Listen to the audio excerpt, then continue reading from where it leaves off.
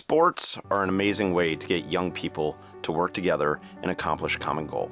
I credit high school sports with not only giving me something to do living in the middle of nowhere, but also how to work with others.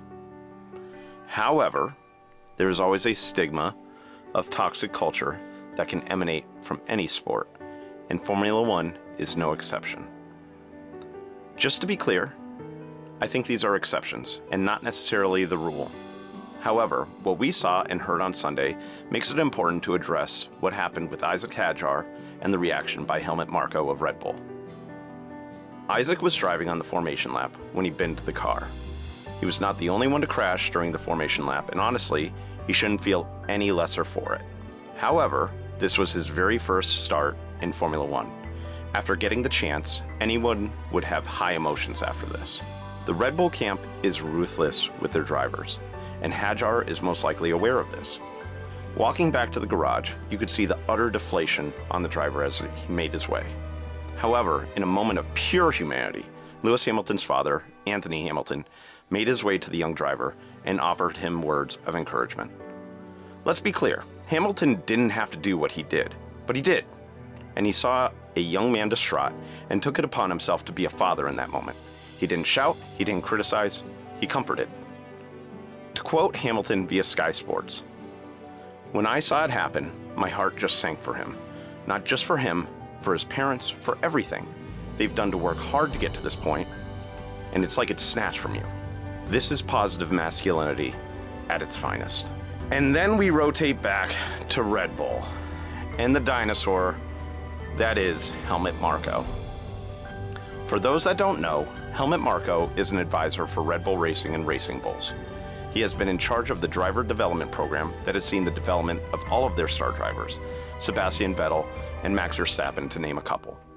He can often be seen in the garage on race weekends. That brings us to Marko's comments regarding Isack Hadjar's heartbreaking reaction.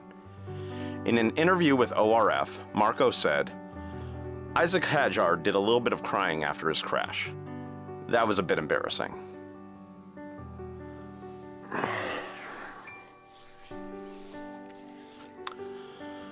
Now, this isn't the first time Marko has said something that has made people do a double take. In an interview regarding former Red Bull driver Sergio Perez, Marko is quoted saying, "We know that he has problems in qualifying. He has fluctuations in form. He is South American, and he is just not as completely focused in his head as Max Verstappen or Sebastian Vettel." Yeah, he said that. Marko did go on to apologize for his racist and incorrect remarks. Sergio Perez is from Mexico, which is a country, not South America, which is a continent. But to reel it back to the present, this sort of toxic masculinity that's telling young men that it's embarrassing to cry needs to be a relic of the past. Hadjar is 20 years old. He can't even legally drink alcohol in the country I'm living in, and he's expected to be a stone-faced professional in his first race.